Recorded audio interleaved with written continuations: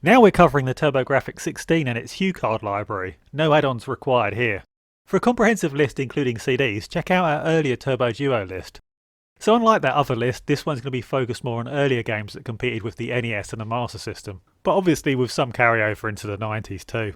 We're not going to be as strict with the rules as usual here because the PC Engine Hucard library isn't that large, so we're not going to be limiting games by series or anything. But imports are still only going to be allowed if they don't require Japanese knowledge to play. Anyway, with all of that out of the way, let's get onto the list. And if you enjoy it, please consider supporting us on Patreon for exclusive content. We have honourable mentions videos for all of the top 100s on the channel, with some explanations given for why each game didn't make the list. So first on the list we have Columns. So Columns is your general block falling puzzle game. You have to match 3 squares of the same symbol in a line or diagonally to remove them from the playfield and gain points. It was essentially always kind of seen as being like the booster to Tetris's Bomberman, but to be fair, it is a perfectly respectable game in its genre. This particular port of the game is a respectable enough version, but sadly its 2-player mode is only supported when playing the game on the PC Engine's handheld counterpart, the GT or Express, which is a bit of a downer. One of the more respectable sports games on the system, this Hudson Soft answer to athletics games like Konami's Track and Field and Epyx's Summer Games series, provided exactly what was asked of it. The events here are done well and quite numerous, with all the classics you'd expect from the aforementioned games well represented, as well as some new original ones too. Outside of that, the graphics are pretty good and the all-important multiplayer options are there too, making for a great party game. Single player is quite difficult, but unlike its main influences, this game actually allows you to save your progress as you go, so it can't be too easy. Tricky Kick is a puzzle game where the aim is to methodically kick all of the matching animals into each other in the correct way without getting yourself stuck. It's a smartly designed puzzle game that is heavy on no-nonsense head-scratching puzzle solving. The game is as tricky as its title indicates, so it's definitely one for the die-hard puzzle fans who are fine with really taking their time working out a solution. Here's a pretty cool 2-player motorbike racing game from Irem. The game has lots of courses, some pretty nice graphics with a lot of colour and some smooth movement, different weather conditions affecting your bike's control, and there's pit stops and parts management here too. Gameplay wise the bikes handle well, you get a booster which adds some extra exhilaration to the proceedings, and the CPU riders offer good competition too. Just a solid racer overall. Here we have a port of the classic arcade platform game from Taito, where you play as a little Kiwi with a bow and arrow attempting to rescue his family. Like the arcade original, the levels here are huge and maze-like. Commandeering the enemy floating platforms is as fun as it ever was, but unfortunately this isn't the greatest port of the game out there. The music is a little weak for instance, which is why it's languishing at the bottom of the list. As the original packing for the console, this, for better or worse, was probably most people's first experience of the TurboGrafx-16. Keith Courage is a platformer which alternates between slower, platform-focused levels where you play as a boy, and more frenetic action-focused levels where you're kitted out as a robot. The game was based on a Japanese cartoon originally, but had a new story and scenario created for the US release. The game gets a lot of flack for being a poor choice for packing, a choice which I'll admit was probably a mistake, but all in all, in my opinion, it's actually an alright game for its time. It does have a bit of a stop-start nature to it, but I find the robot stages to be pretty fun when you get the hang of the controls. There's some minor adventuring elements here and there, with shops and currency, and said robot levels are pretty exciting. They do have a lot of action and some pretty cool boss fights too. So I thought this one would be an interesting one to include. This was one of the final and most advanced of the earlier Karate Champ style fighting games that were prominent before Street Fighter II ended up dethroning and supplanting them forever. These were games where you had a lot of melee moves carried out through complicated button combinations, where the primary aspect was making sure to use the correct move for the correct distance. This one adds quite a large number of features to the genre and has some quite nice art design too. I've included it primarily for posterity, but it is a unique and interesting game in the genre with quite a lot of strategy. Here's a pretty good pool game with respectful presentation and a nice number of game modes. It's perhaps nothing that hasn't been seen before, but it's fun and does everything to a pretty high standard, with nice graphics, good physics and some really memorable character portraits and such. This one should keep the PC Engine owning pool enthusiasts happy. So Atomic RoboKid is a kind of platform and shooter hybrid where you fly a little robot around a variety of different stages, some linear, others maze-like, while dispatching the enemies with a number of different weapons. It's a little different from what you generally see in the genre, and this makes for a nice change. The game plays well and pits you up against some really quite impressively sized bosses. This particular version of the game has also been tweaked a little. There's now a health bar instead of one-hit kills, for instance, which makes it easier and more accessible than the original arcade game was. Other than that, there's also some remixed elements and some quality of life improvements too. Armed F is a fun vertical shmup which gives you floating pods that can be manoeuvred to fire in front of you or behind with a touch of a button. The levels here are of the cramped variety, meaning a lot of precise flying is required, and the floating pods lend a nice element of control and tactics to the proceedings. I quite like this one actually, and find it a little underrated to be honest. So this is one of the earliest games to make the list, coming out during the Japanese launch year of 1987, and you can kinda tell to be honest.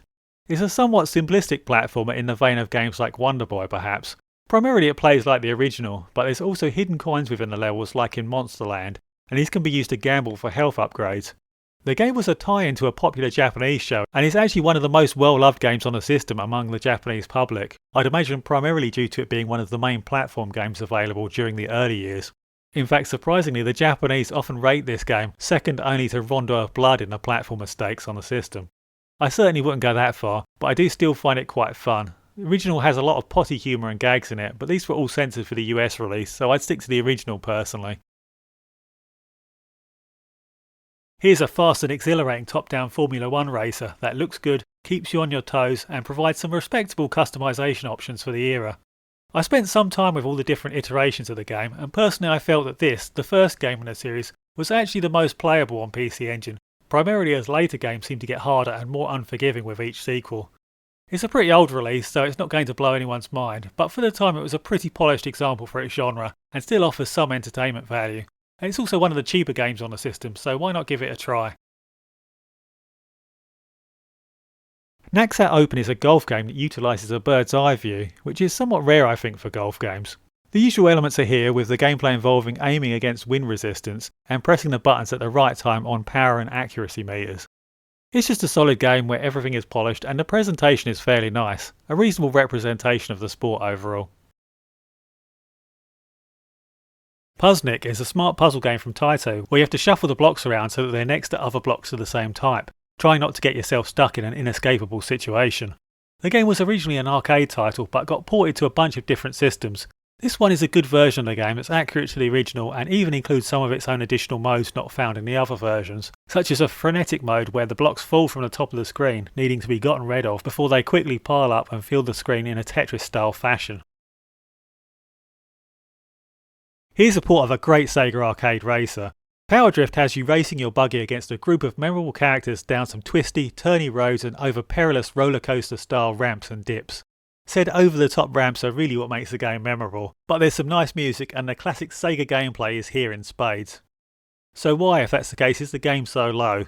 Well, frankly, sad to say this port is quite disappointing and doesn't really use the PC Engine's capabilities very well at all, with it being quite clunky in a few areas.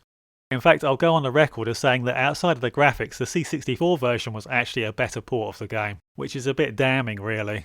But still, even with its shortcomings, this is a serviceable port of the game and a lot of fun can be had with it.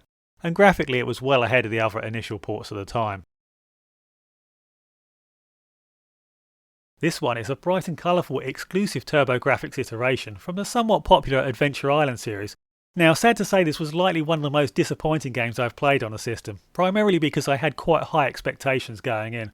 This was most definitely a big step back for the series, being a much cruder game than both the earlier NES Adventure Island 2, which had much more varied levels and bosses and rideable dinosaurs, and the SNES Super Adventure Island, which at least had swimming and vertically orientated levels on top of the traditional ones. But still, the game does manage to succeed at providing fun, fast-paced platforming. There's some new weapons to use, and nice graphics including an impressive amount of parallax for the system and excellent animation. So it still scratches that platformer itch.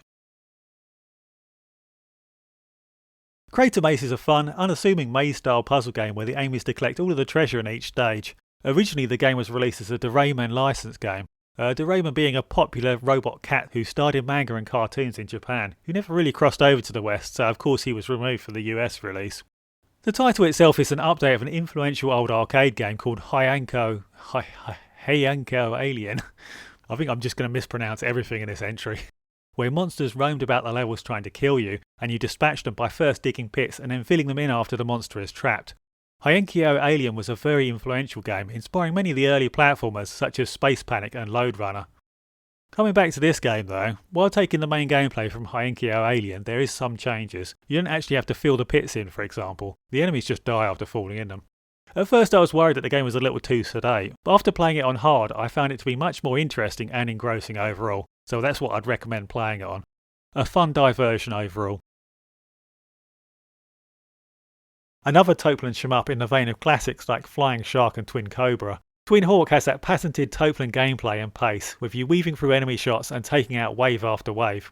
This one gives you the ability to call forth a whole squadron of your buddies to back you up, all of whom you're actually somewhat in control of. And you can also order them to suicide all of themselves, which is a bit odd, but that's the way it goes sometimes. Overall, it's a good game with nice colourful graphics. It was also released on CD, but oddly enough that version is actually inferior to this Hucard release, with cut down graphics and some other compromises made to it too. So this is probably the one you want to go for. This is one of a handful of odd sports/RPG hybrids for the Turbo, where you can play a vanilla game of the sport in question, or explore an RPG mode where you walk around going from village to village buying upgrades and earning money from random encounters. There's an absurd plot here where your character is on a quest to destroy the dreaded, quote, evil tennis king who's been plaguing the land. The tennis gameplay here is cutesy pick up and play stuff, and it's pretty decent fun on its own. The RPG mode is simplistic but likeable and helps to add some extra longevity to the experience. This one is a nice little multi-directional shooter from Irem. You fly your cute helicopter around collecting gems and using them to buy upgrades. The gameplay differs quite a bit from most shmups, which gives it a bit of a different feel, and it's pretty polished here with nice graphics and bosses. The game actually had some minor success here in Europe, where it was available for many home computers, and I'd say it was almost certainly a major influence on DMA Design's Blood Money, which has quite similar gameplay in many aspects. Blood Money would be a big hit for DMA and would grow their company a lot, setting the fledgling company on the road to becoming the behemoth Rockstar North, who would go on to make the highly lucrative Grand Theft Auto series. So if it wasn't for Mr. Helly, would they still exist? Well, probably, to be fair. Most of their money came from Lemmings, I think. This Taito arcade port has you playing as a monk travelling through the underworld, having to deal with evil spirits and monsters. The game is a platformer, with your main form of attack being coloured spheres which can be thrown at the enemy. These spheres can be powered up in size, and there are different types which have different effects too. The game's graphics can look a little unpolished at times, admittedly, but it's a fun title with nice layouts and even manages to throw in the odd multiple routes here and there too. One of the more unfortunate aspects of it is that it kind of plays quite similarly to Taito's other PC Engine platformer, Liquid Kids, which I'd say is definitely the better game. Once you've gotten past the crushing disappointment that developers Sunsoft here actually decided not to make a glorious exclusive Batman themed platformer for the engine like they did for pretty much every other system, and in fact if the game's previews were anything to go by, intended to do here too, you find that this is at least still a pretty entertaining game in its own right. PC Engine Batman is essentially a maze game where you walk around the levels doing important objectives such as picking up litter or cleaning graffiti. I guess this is Adam West Batman we're playing as here, doing his civic duty. You can shoot at the enemies to stun them, and power-ups help you along the way and keep things interesting. A methodical, unassuming and often addictive title. This is a very nice vertical scrolling shooter that's reminiscent of games like Xevious and Dragon Spirit.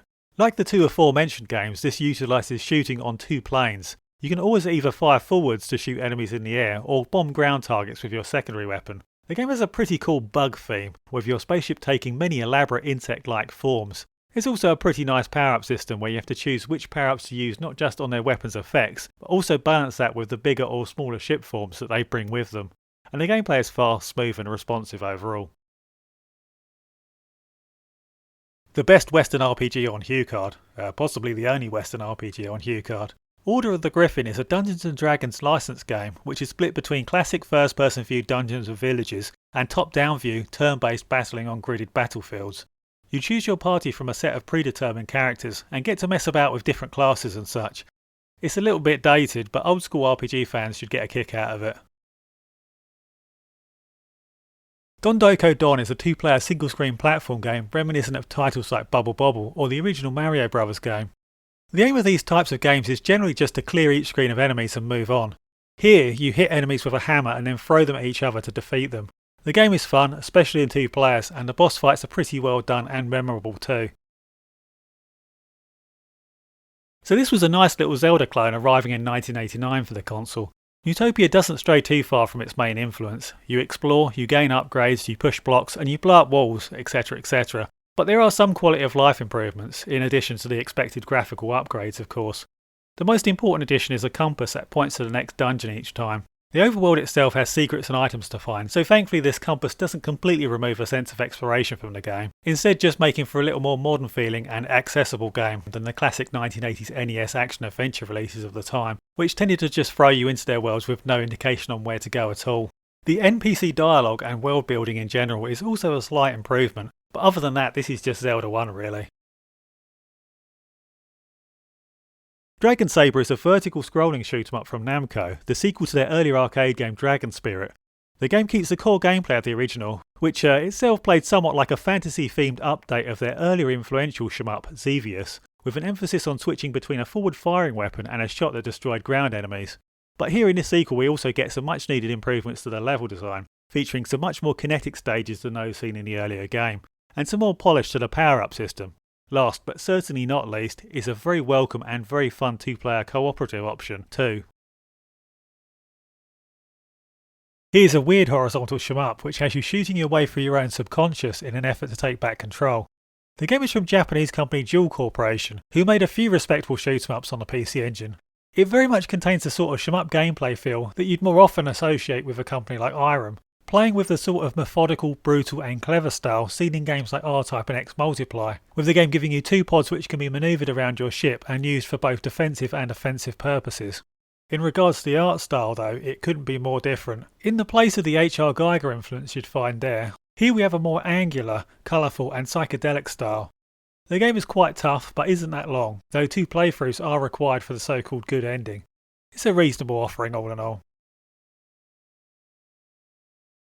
Atari's popular game Clax has you stacking tiles in groups of 3 of a kind. In the game you need to catch each tile before it drops and then flip it onto one of the stacks. You can also hold back some tiles to drop later, which adds some tricky manoeuvring to the proceedings. It's one of the most ported titles out there, but the PC Engine version is one of the best of the original versions available, with some precise control and even retaining the arcade's voice clips. The first of Naxat's genre-defining pinball games on the engine, Alien Crush gives you a memorable alien-themed table and a new gameplay mechanic of teleporters which send you to other mini-tables each with their own objectives. The game is absolutely excellent, but honestly its sequel, Devil's Crush, kinda steals the win from its sales, and it does just about everything better. Still, it's nice to have another great option with a different theme and layout for when you feel like you need a break from Devil's Crush. And unlike its more famous successor, this one was actually completely exclusive to the TurboGrafx-16 too. This is a pretty tough but responsive arcade game from Irem that's packed with frenetic action, has memorable level designs, and includes some pretty cool over-the-top power-ups too. In fact, said power-up system is one of the main areas where the game stands out for me, as it almost feels like it has more in common with the power-up systems of shoot-em-ups than platform games, due to the large number of attacks our hero gains as he slowly builds in power, only for him to come crashing down to the ground after taking just a single hit. It's a lot of fun overall, and it's nice to see Irem branching out a bit, but the one-hit kills might be a problem for some. So Volfeed, otherwise known as Ultimate Kicks, is the third game in Taito's Kicks series, a series of puzzle games where the aim was to claim a certain percentage of the stage by cutting it out piece by piece, while avoiding the enemies. The second game in the series was a somewhat disappointing outing, and kind of faded into obscurity, never being ported to the consoles of the day, but it did add power-ups to the game such as speed-ups that would sort of float around the screen. This third game in the series, however, is a huge improvement and really fleshes out the main gameplay mechanics, improving on the power-up system by adding a lot more things to collect, including some new more dynamic power-ups like the ability to shoot, and having their collection being based around circling the blocks and the stages, instead of them just floating around, which works a hell of a lot better and really complements the game's core mechanics. I'd say this is probably the best game in the whole series actually, and its PC Engine port is very nicely done as well. This was a nice new exclusive update to the Taito Classic, made specifically for the PC Engine. Here you get a bunch of the elements from some of the newer arcade games in the series, If you successfully manage to hit the UFOs at the top of the screen dead center, they drop a range of cool, limited power-ups like shields or laser cannons and such, for example. And the game also has more variety in enemy behaviours than in the original, which also makes for a nice change. All in all, it's still a lot of brainless fun to dispatch the waves of ships, and the power-ups and other changes are a nice inclusion. I think I slightly prefer Super Space Invaders, personally, but this is definitely a strong effort too. So this is an interesting and odd one.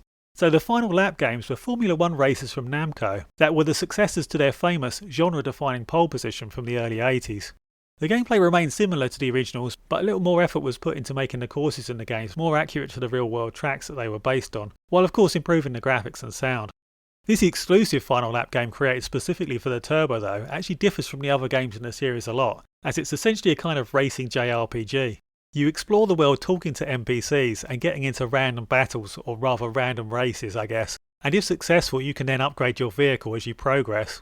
The racing action and scaling is quite smooth here for the time, and unlike the arcade game you also get little speed boosters on the track to hit one after the other, which makes the racing a little more interesting. The game is also split screen and supports 2-player races, a nice addition.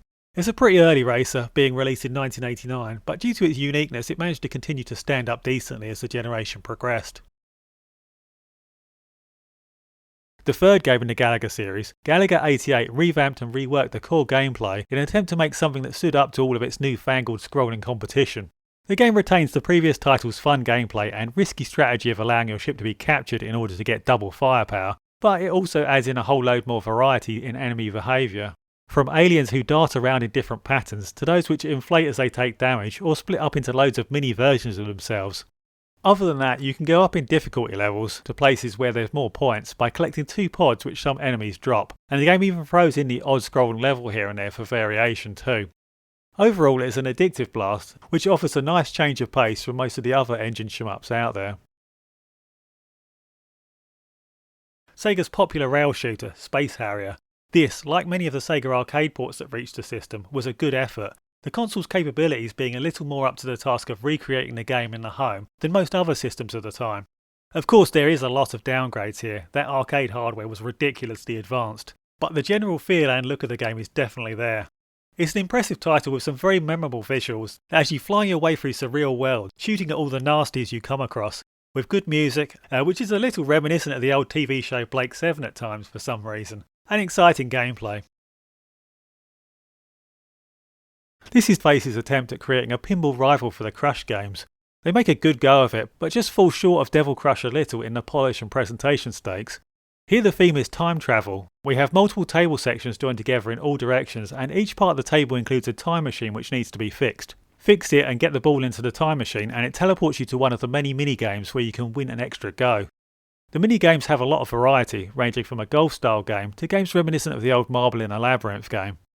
Overall this is a very unique and creative pinball game. PC Engine owning fans of this particular genre were certainly very well catered for, with some of the best the genre had to provide here.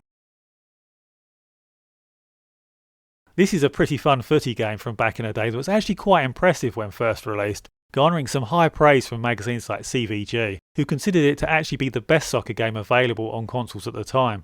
The game plays a little like Tekken World Cup or Micropro Soccer, using a top-down bird's eye view for the action. The passing here I'd say is a little weak. You have to choose who you want to pass to by pressing run, so it would be optimal to own one of the PC Engine's free button controllers when playing this one. But on the other side, the dribbling control is smooth and responsive, multiplayer is cool, and the aerial ball control is set up in a way which allows you to do some fun and impressive aerial passing. Still a fun sports title even now.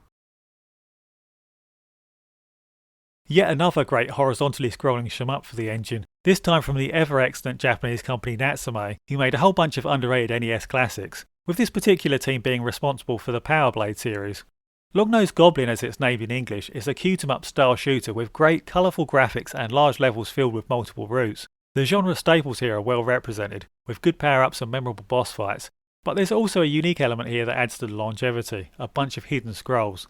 Each level hides one scroll somewhere in the routes, whilst another is held by the boss. To complete the game properly you need to find all of the scrolls as well as completing the game.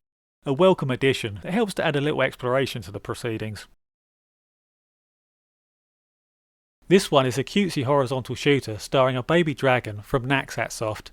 The graphics here are nice with a lot of parallax, and the game throws some of its own ideas into the mix here and there as well, such as a point system focused on catching as much fruit as possible. Being that the fruit is flying all over the place amongst the bullets and the enemies, it takes some real focus and a good eye to play the game well.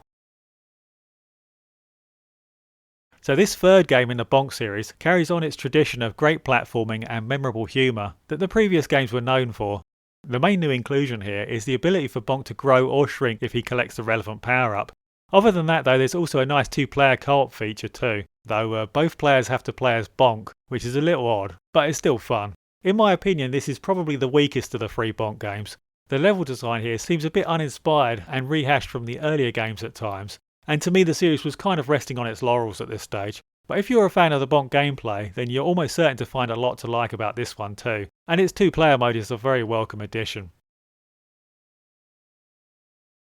Sega's classic shooter was brought to the engine pretty well here. This one is more in the vein of the old Defender, where you get to fly both left and right dispatching the enemies, the goal here being to destroy all of their spawn bases. You pick up money along the way and can use it to buy ever important upgrades. It's a frantic and rewarding game to learn with a lot of memorable boss fights to take on and nice cutesy art design. This one was a respectable sequel to Taito's classic Chase HQ, ported pretty well to the engine. Like its predecessor, you race down the streets using boosters to pursue criminals and ram them off the road, but here you also get a new gun turret on your car that you can shoot them with, providing you with an even better way to endanger the lives of civilians than just the reckless driving from the first game. The game moves and scales pretty well, and it's exhilarating to try to bash into the crooks with only moments to spare before you run out of time. Gradius is a classic mid-80s arcade shooter and is one of, if not the most important and influential games of the entire horizontal scrolling shmup genre. It's a credit to Gradius' enduring gameplay that it still manages to hold its own quite well even up against the far newer shooters of the engine's library, still providing a lot of fun and excitement. Sadly, there is quite a bit of noticeable slowdown here, but all in all this is still a very, very good version of the game. It even has its own exclusive level specifically designed for PC Engine, which really helps to make this version of the game stand out from the pack, and be well worth checking out. Twin Cobra here is a bona fide Toaplan classic, being the template for a lot of their later excellent releases. The game has you flying over land and sea in an attack helicopter, dispatching the enemies and slowly building up a huge arsenal of power-ups. The game does show its age a little in comparison to the later vertical shooters on the system, but that Toaplan playability is there in spades and shines through as always. An early shmup classic from a company that would become one of the most important in its field. So this is one of the oldest games to make the list, a racer from way back in 1987, which was actually the release year of the PC Engine in Japan. It was a fairly impressive game for the time, with pretty smooth scaling and nice colourful graphics, but to be honest definitely has aged a bit. Bear in mind that this was the same year as the NES's Rad Racer and a Master System port of Outrun, so a comparison with 16-bit games like Top Gear or the Lotus games is understandably not going to be that flattering. Still, the Outrun-inspired gameplay and colourful graphics make it a fun and breezy game to play in short bursts, and the game does add some car maintenance aspects to the mix too. So Download is an over-the-top scrolling shooter with a cool cyberpunk-esque style and some really excellent small, detailed pixel artwork that uses a lot of pastel colours. The gameplay is fast and pacey, revolving around you constantly grabbing changing power-ups in order to top up your health and secondary weapons. It's an exciting game, and there's even some dodgy translations here, with some of the English here even giving the mighty Zero Wing a run for its money. This is a somewhat underappreciated block falling puzzle game, where the aim is to fill each shape up with colour by merging two shapes of the same type. The combos here are very intuitive and easy to get a handle on, and as always the 2-player competitive mode is tons of fun, with each player dumping loads of garbage shapes on each other while desperately trying to stay afloat themselves. A good offering in the genre with respectable features. The only console conversion of the time of the popular Capcom arcade game that went on to spawn Forgotten Worlds. TurboGrafx Sidearms recreates the look and feel of the arcade game with consummate ease. It's a shooter where you can fire both forwards and backwards, each with a dedicated button, and switch between a bunch of different weapons on the fly. I'll always remember the arcade game as being this kind of famed game of my youth that my brother would always talk about in a glowing light, but which I never came into contact with, so it was interesting finally playing it on the Turbo so many years later. And it's pretty easy to see why I liked it. It's a fun game overall, though difficulty-wise it's easy to tell its origins, as this is a real quarter muncher, and unfortunately this port is missing the 2-player co-op. but that's really the only major absence in an otherwise faultless port. Tatsujin, otherwise known as Truxton in the West, is a tough vertical scrolling shmup from genre favourites Toplan, who were one of the most important shmup companies of the time. Graphically, it all looks very nice with some striking colour usage, and the power-ups are pretty impressive too. The high difficulty definitely makes it a little frustrating at times, but the game also manages to be quite compulsive, and you'll feel like you always need to have just one more go. As a port, this is very good, definitely a little better than the Mega Drive version I'd say. Unfortunately, it's usually very overpriced, but if you do find a good deal for it, then snap it up. So this is an interesting one. Silent Debuggers is a sort of proto first-person shooter where you have to clear all of the enemies out of a space station that you've become trapped on. This has to be done level by level. As the game progresses, you get new abilities turning up, such as the ability to teleport around the station, and you need to make sure to protect your base from alien incursions too, as you'll permanently lose access to sections of it if not defended properly, and many of these sectors provide you with much needed help, with some controlling the station's lighting for example, and others allowing for health and weapons refills. The game is probably admittedly a bit dated to be honest, but I find the atmosphere and presentation to be of a really high quality. There's a sort of narrative running through the game with simple cutscenes playing as you progress that I find to be a really nice touch, and the game can still be quite tense at times, even now. Chuman Fu is a puzzle game where the goal is simply to push the coloured spheres around the screen onto their colour-coded bases. You can also shove these spheres forwards with force to deal with enemies, as well as bash through fences. The puzzle solving really comes in the form of navigating the cramped mazes, making sure not to get yourself stuck defenceless in a corner or block your route. The premise works well and the game is fun. There's a lot of levels here, some editing options and some welcome two-player modes too, including a cooperative option and versus game, with you trying to kick the balls into each other's goals. Some may recognise this series by the title World Class Baseball, which is what the original game was renamed when released in the US originally. Well, Hudson continued their baseball series for many updates in their native country, none of which were released elsewhere, and this 1993 edition is definitely one of the better baseball games that I've played on the system, with more variation in the player appearance, and improvements to the computer AI. Definitely a respectable baseball game for a system generally not known for its sports titles.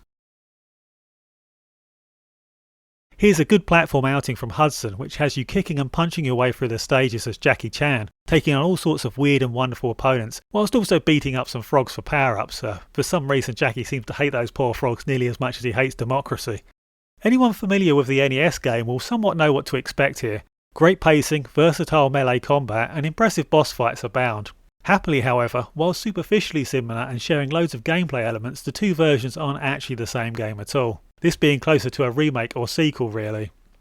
The game doesn't stray from the usual platformer template much, but one thing that does change the gameplay up a little here are the bonus stages that are hidden throughout the levels. Successfully finding and playing these bonus games refills your health and gains you continues, and given that the game strictly limits continues, it's really imperative that you get good at this aspect of the game. Overall it's a fun platformer with some catchy music and fluid gameplay. So this one is actually a remake from Arc System Works of the classic puzzle game Solomon's Key, now with an added movie license behind it, as well as updated, revamped graphics, new music and a bunch of new levels too. In fact there's so much new stuff here that I wasn't totally sure whether to call it a remake or a sequel. It's difficult to say for sure as all of the levels are in a different order here, but I think probably roughly half the stages were not in the original arcade game, though a handful were in the NES port of the game, which itself added a few new stages. And all of these extra stages here don't make the game more of an uphill struggle either, as this version even includes a password save. The simple premise here is to collect a wand, which opens a door in each stage, and then to reach that door. The interesting thing here is that you can create and destroy blocks out of thin air, for instance to make steps or to pull the ground out from under an enemy, which is a clever gameplay mechanic that went on to influence a bunch of other games, like Spherical on the C64 and Troddlers on the SNES. Overall the changes here are great, the new music is really well done and most of the graphics and art design is an improvement too, though there are a few exceptions here and there. The sequel to Hudson's earlier Zelda clone, here we have the same core gameplay seen in the first game but now with improved graphics and music, and some further advances in the gameplay department such as diagonal movement and a more cohesive world. Unlike the original game with its teleporters, the overworld here is now fully connected. Each section contains items which, when found, allow you to progress further into the map. It's definitely an improvement over the original, but often comes across as being more of an expansion to that title than a standalone sequel, truth be told, with not much progress being made here. Still, it's a good action-adventure game to add to your library. Just don't expect any Link to the Past here, which is a game that unfortunately for Neutopia 2 actually came out the same year. Sun Sun 2 is a pretty nice game from Capcom featuring large, explorable levels, shops and loads of climbing and platforming elements. Funnily enough, it has almost nothing in common with the original Sun Sun, instead being more similar to another Capcom arcade game called Black Tiger. The game has you playing as a monkey whose main attack is an extendable stick, but whom can also buy and use magic, chosen by pausing the game and used by pressing both buttons at once. There's also some other interesting items, such as a gauntlet which allows you to punch through some walls to find secrets. Anyone familiar with Dragon Ball or the old TV show Monkey will immediately recognise the themes here, as all are influenced by the same hugely popular Chinese novel, Journey to the West. The game's quite challenging at first, but once you've got a lay of the land and know what to buy, it all starts to fall into place. So Override is a vertically scrolling shmup from a company called Sting Incorporated, who, whilst being around for quite some time, have seemingly had a rather uneventful life. The main standouts being their Department Heaven series of handheld JRPGs, and this, which actually represents one of the more underrated shooters for the system. Override is a hectic, but a smooth shooter with memorable attack waves and bullet patterns, and a bunch of excellently designed bosses. If you're after action and frantic bullet and laser dodging, then this might be the one for you. It's a bit of a shame that the sound effects are sometimes ear-bleedingly bad though. Konami favoured the PC Engine with great versions of a lot of their best shooters, and Salamander, which was a very successful offshoot from their popular Gradius series, was no different. The main thing Salamander did was alter Gradius' more time-consuming power-up system of collecting and purchasing tiered power-ups, and replace it with a more immediate system where enemies simply dropped the upgrades themselves, which led to this game having far faster progression and less punishing deaths, as you could get back your lost weaponry pretty fast at times. And funnily enough, this was all dropped for the well-known NES port of the game, Life Force, which just went back to the Gradius power-up system. Unlike Gradius, the game also alternated between horizontal and vertical scrolling levels, which added a bit more variety to the proceedings. All in all, this TurboGrafx version does succeed at being a close port of the classic, but there seems to be an attempt at honing the game here too, with some more elaborate enemy behaviour and an increase in the difficulty curve. Here you get sent back to checkpoints instead of having on-the-spot respawns, for example. All in all, I'd say the changes are good for the most part, and Konami definitely did an admirable job here. So this one is the third part of the Soldier series of games, which was the Turbo's main kind of first-party shmup series, created by Hudson Soft, who were heavily involved in the TurboGrafx's design. This particular one is generally considered to be the weakest of the three Soldier games on the system, and I'd say I generally agree with that summation. The game just doesn't really do anything to make it stand out from its other siblings, with the presentation and set pieces not up to the standard of Soldier Blade, and it having less innovative and less memorable weapons and levels in comparison to Superstar Soldier as well, in my opinion. The game kind of comes across as more of the same overall, but when the pedigree is this high to begin with, you still end up with a very fun and very competitive shooter for the system to add to the stack. So this first Bomberman for the Turbo, which was actually confusingly the third game in the series to just be titled Bomberman and nothing else, is quite possibly the most important of them all. This, along with the Game Boy release from the same year, were the games that actually introduced the all-important multiplayer battle mode, a mode that would pretty much define the entire series, and would be almost solely responsible for its enduring popularity. While the Game Boy release did manage to beat this to the market by a few months, that version only supported 2 players, while the one here is more recognisable to what that mode would become in the future, and it actually supported 5-player battles. The later Bomberman 2 for the NES only even managed 3-player the subsequent year, and had a bunch of other downgrades to boot. As everyone probably knows, the game centres around you dropping timed bombs, trying to blow up all of your enemies, to move on to the next stage. Of course, admittedly, a lot of what's done here was improved upon with time. As an aside, for anyone who doesn't know, Hudson Soft actually designed the TurboGrafx for NEC and were heavily invested in it. As such, the Turbo would become the primary home of Bomberman for the next few years, before market conditions forced Hudson Soft into taking rival consoles more seriously. And 2 more classic Bomberman games with many improvements were released after this one on the system. But being such a critical release for the console and series, I thought it worth mentioning this one here too. The third game in the Bubble Bobble series heralded a return to what the series knew best. 2-player shenanigans within a simple gameplay structure of you both dispatching the enemies in new and interesting ways. Here you again play as the chubby boys from Rainbow Islands, free from their dragon curse. You pick up an assortment of different enemies and throw them at each other to clear each screen. There's a parasol here which can be used to float as well as collect other elemental weapons that can be released on the enemies. And some memorable boss fights too. Definitely a must for anyone wanting something to play with a friend on their PC Engine.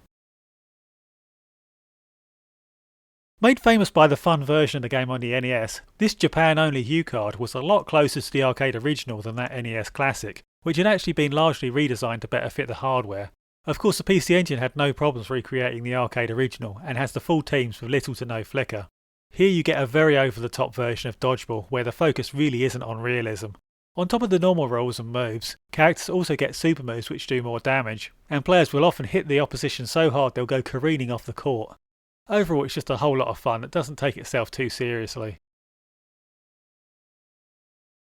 One of the more original games on the engine. In this one you control a photographer as he walks through the levels.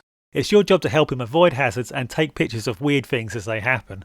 Photos give you a certain amount of money and each level has a required monetary objective to pass. So you have to make the most out of every picture. It's funny actually, when making the top 100 for the N64 I tried to think of games in a similar kind of genre to Pokemon Snap, but came up short at the time. But really, Pokemon Snap is kinda like a 3D version of this game in some ways. Anyway, back to the game in question. Kakisha Boy, which roughly translates to Photo Boy I think, has a good premise which provides a lot of memorable fun and some legitimately laugh out loud humour too. And all in all it's a pretty unique experience that's well worth checking out. Image Fight is a tough little vertical scroller from Irem that has that familiar shmup design of theirs made famous by titles like R-Type. Like many of their other games, Image Fight can be brutal at times, but is intricately designed and very rewarding to fully master. The main gameplay mechanic here is that your satellites can fire in the opposite direction to where you're moving, so the key to the game is learning how to aim them well and using their multi-directional firing ability to its full capacity. The game is exciting and has some nice set pieces throughout, with its own take on the famous R-Type battleship stage being one of the standout levels. Definitely one for those who like a challenge. Kadash is a platform/action RPG mashup from Taito that was ported from the arcades in 1991. The crux of the gameplay involves the usual platforming elements, but you also get the experience points, character classes and shops and equipment that you'd expect from an RPG. The game is a tricky but fun two-player outing with a simple but likeable storyline. It's not that long but does have replayability in the form of the aforementioned classes, with each character playing very differently to each other. The projectile throwing ninja for example couldn't be more different to the close quarters warrior. The art design here is nice and the game is really colourful, overshadowing the drab visuals seen in the later Mega Drive port. And unlike said port, this also has all the arcade classes available, whereas that Mega Drive release was actually missing the Priestess and Ninja. Definitely the best way to play what was a pretty nice arcade game. The developers here, who were largely different from the original developers apart from I think one programmer, went a very different direction for this sequel to the popular Legendary Axe, going with a more Geiger-inspired horror theme for the art design and a slightly more conventional system for its weapons and power-ups, losing what was one of the main unique gameplay elements of the original, the power bar. The game has you hacking and slashing your way through an army of malevolent monsters and navigating some nicely designed platforming layouts. The game still contains a fair amount of exploration here, possibly more in fact, with you searching the level for health upgrades, and it also has a lot of atmosphere too. While I prefer the original, this is still a very good offering. Aeroblasters, otherwise known as Airbuster, is an excellent two-player horizontal shooter that has you flying over ravaged cities, piloting through zero-gravity space, and taking part in high-speed chases through tunnels. Power-ups are caught as they fall down the screen after release, and you also get a fairly weak screen-clearing attack which has to charge, which is an interesting mechanic which you need to strategically use, mostly being useful for clearing away bullets. Overall, Aeroblasters is yet another arcade port with smooth gameplay for the engine, with colourful graphics, good music, interesting power-ups, and possibly most importantly a two-player co-op feature that is a lot of fun. In comparison to the more readily available Mega Drive game, this is very comparable. Perhaps it's slightly weaker graphically at times due to some pure black backgrounds, but it's generally more colourful and I'd say for the most part I prefer the music here too.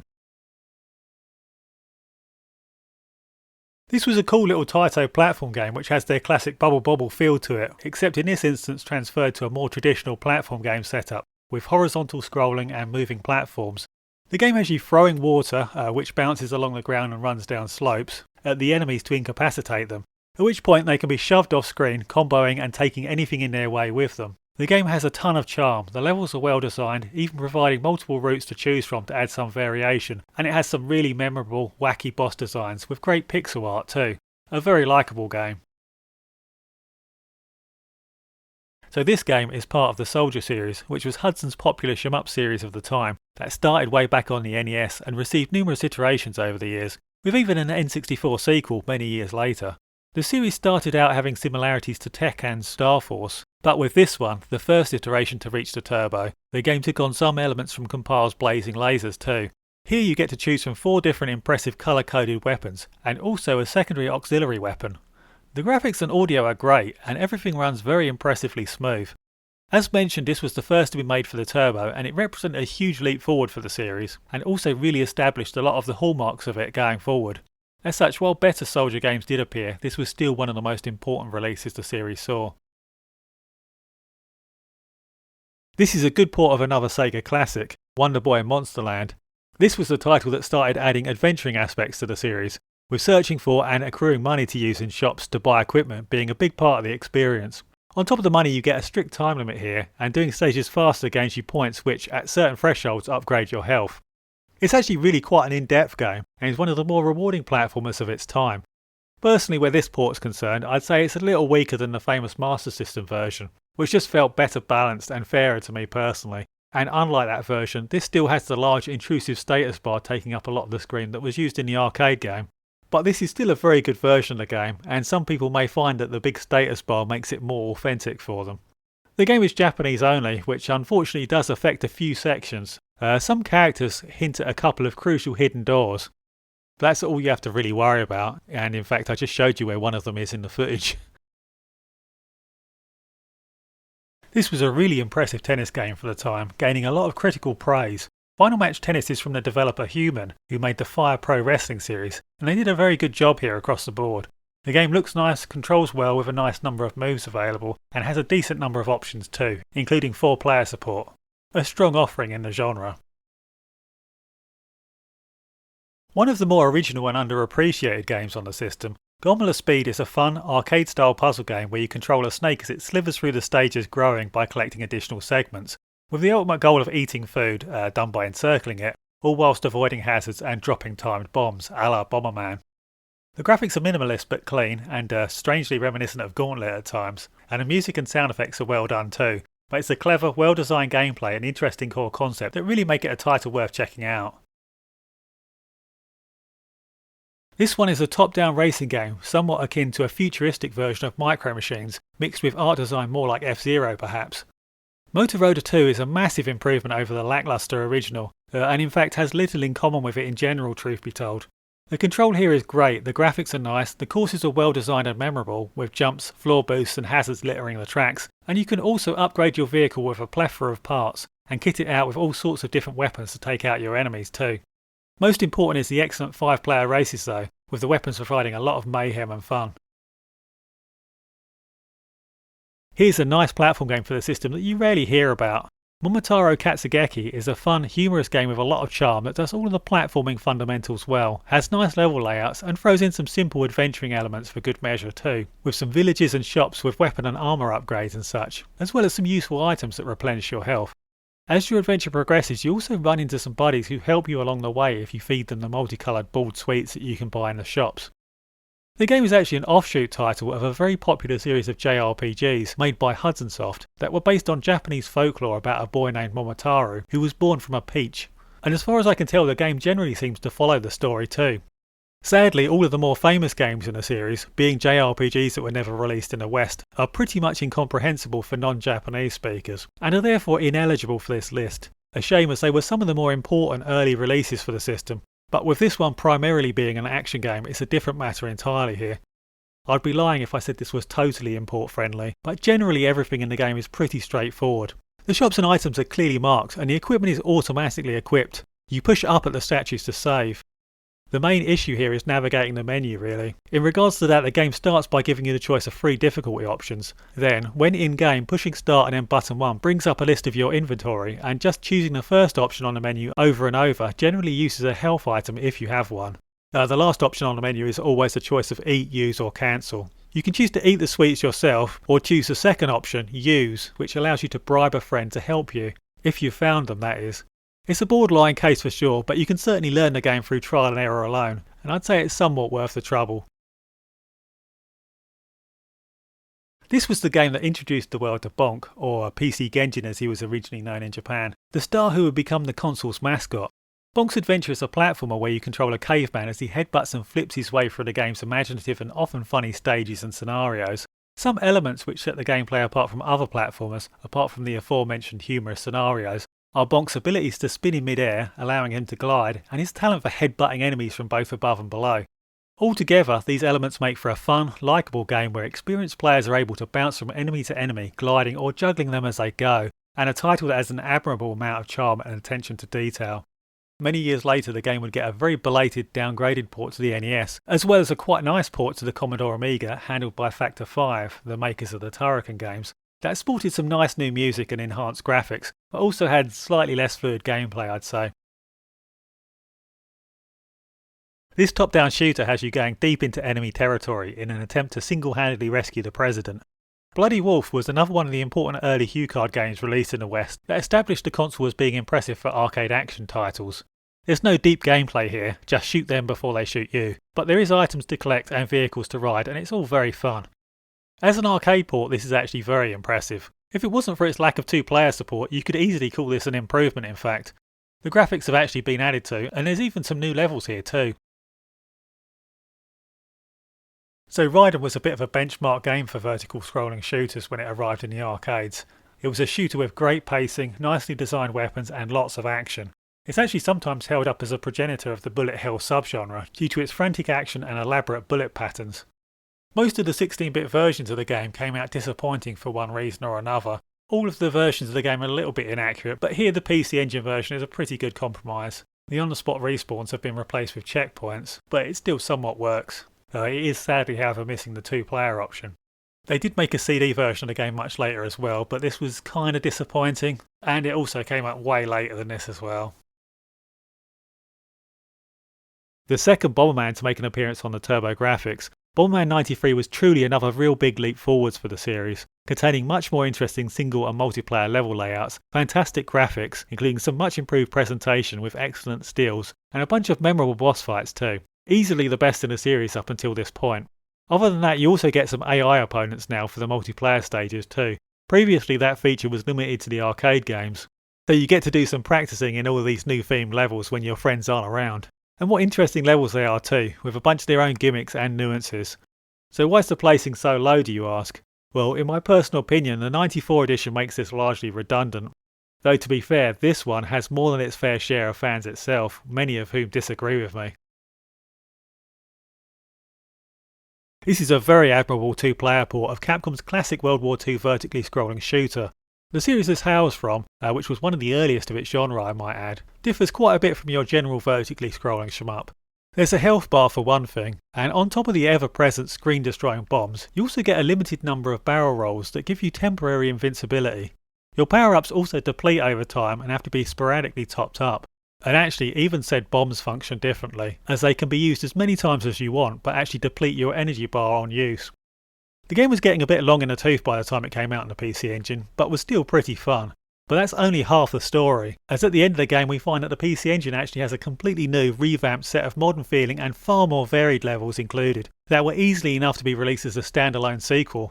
This bonus content, so to speak, is almost solely responsible for the game's position in the list. It's a hectic, adrenaline-fueled experience of non-stop bullets and carnage that has far better levels, presentation and boss fights than the original arcade game, and stands out as one of the most impressive shmup experiences of the generation.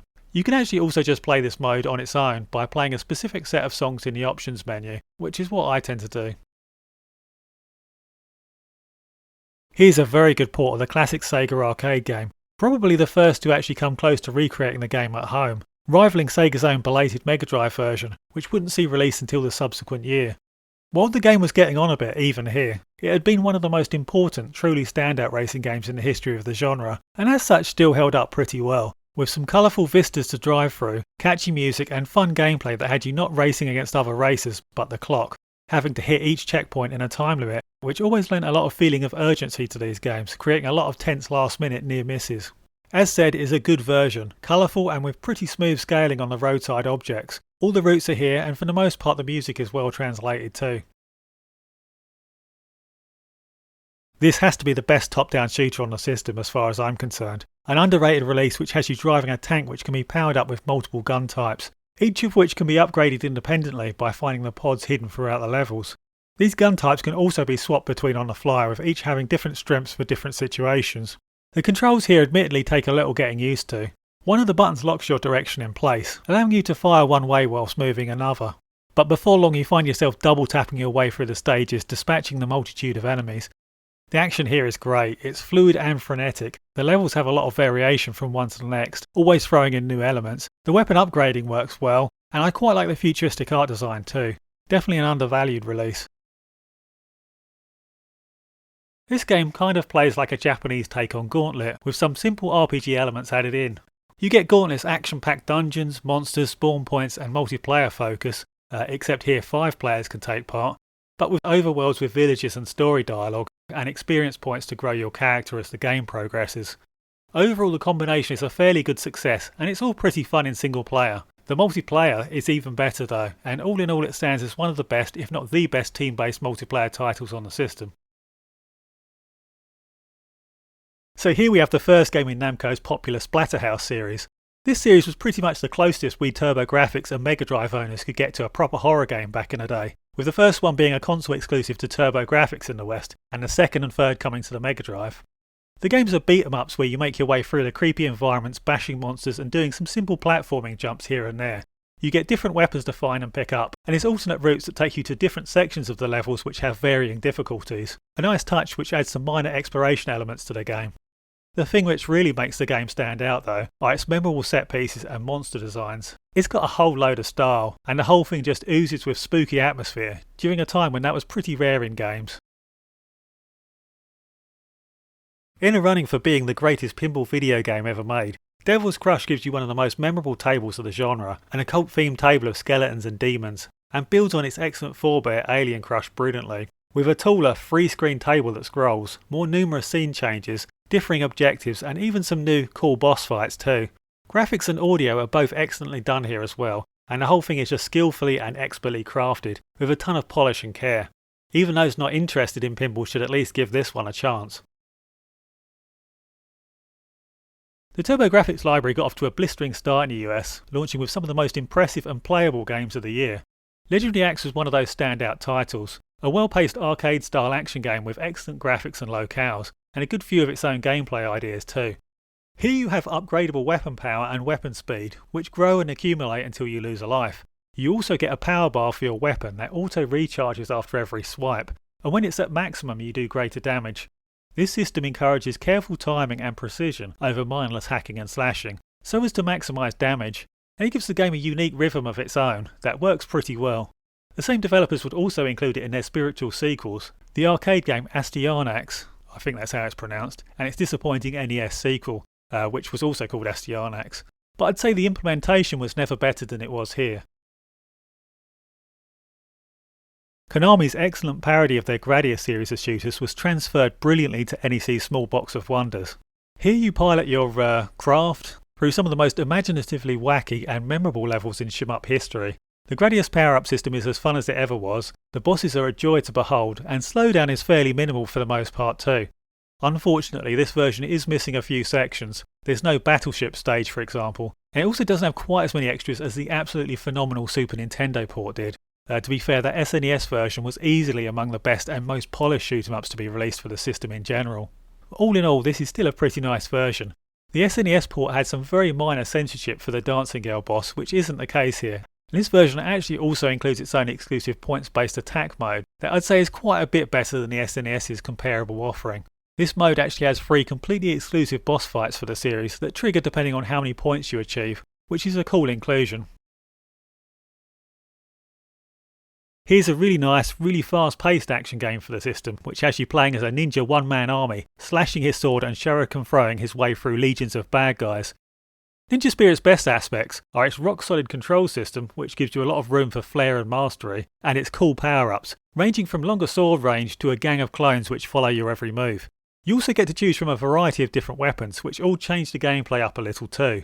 It's a very dynamic and exciting arcade action game for the time, and this brilliant port contains both the original arcade game recreated faithfully, and actually there's an argument this is superior in some ways, and a PC Engine dedicated mode which has been made a little easier too, with the inclusion of a health bar, a nice addition for people starting out.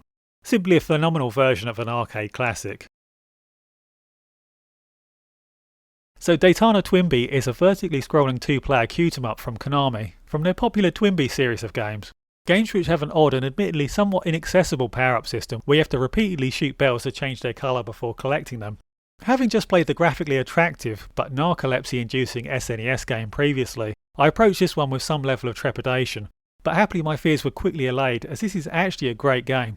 The graphics obviously aren't up to the standards of the aforementioned SNES title, but they're still pretty good, and happily the challenge which was so completely absent in that game is here in spades, with the memorable levels requiring you to properly practice and master them to make progress.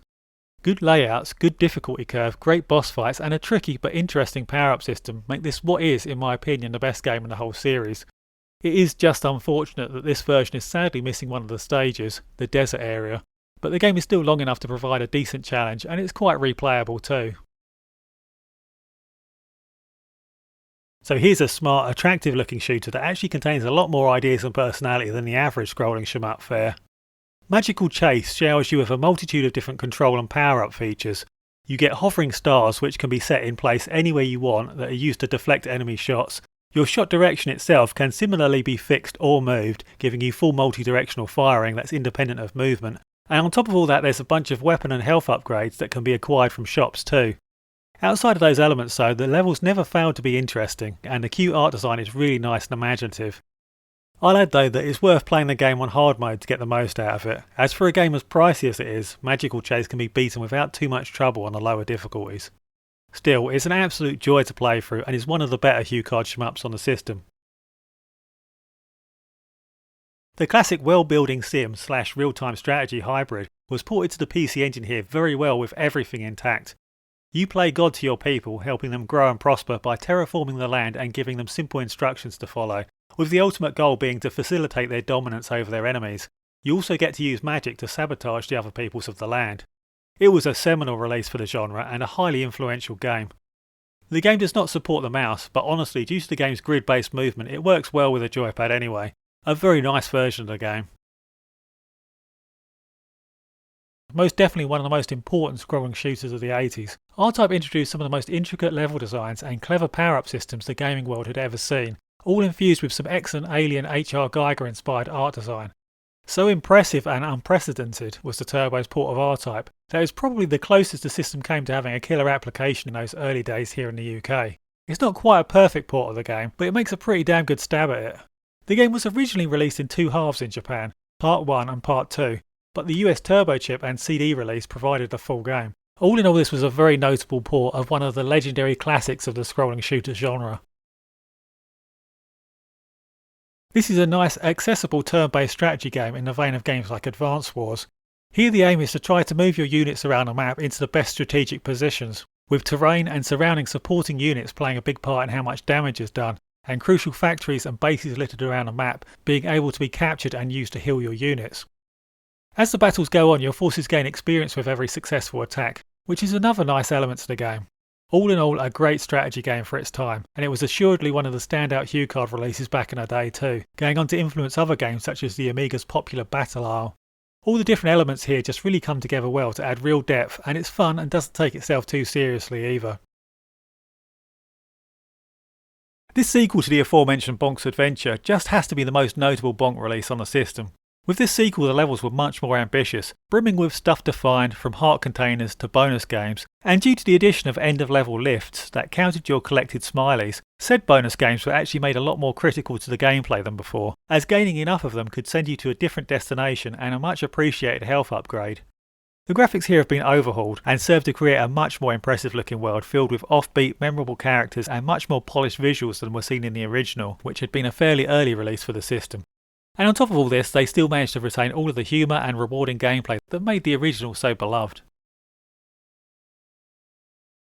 Here's a wacky, humorous scrolling shooter starring the character Zonk, who was created to be a futuristic, updated counterpart to the PC Engine's mascot character, Bonk.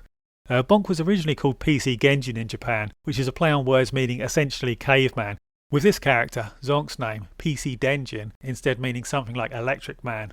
The game must be one of the most impressive Hucard releases on the system. The screen is rarely not packed with frenzied action, with enemy sprites flying around and huge death-dealing attacks coming from Zonk at a rapid pace.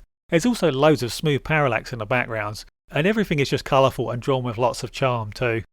Gameplay wise, generally this is just explosive balls to the wall action, but some other minor features do add some minor tactics to the game. You get to choose a support character for each level, for instance, each of which give you different combinations of attacks. And you also get a sort of afterburner attack if you skim quite close to the enemies. All in all, a very impressive release for the system that manages to really stand out from the crowd.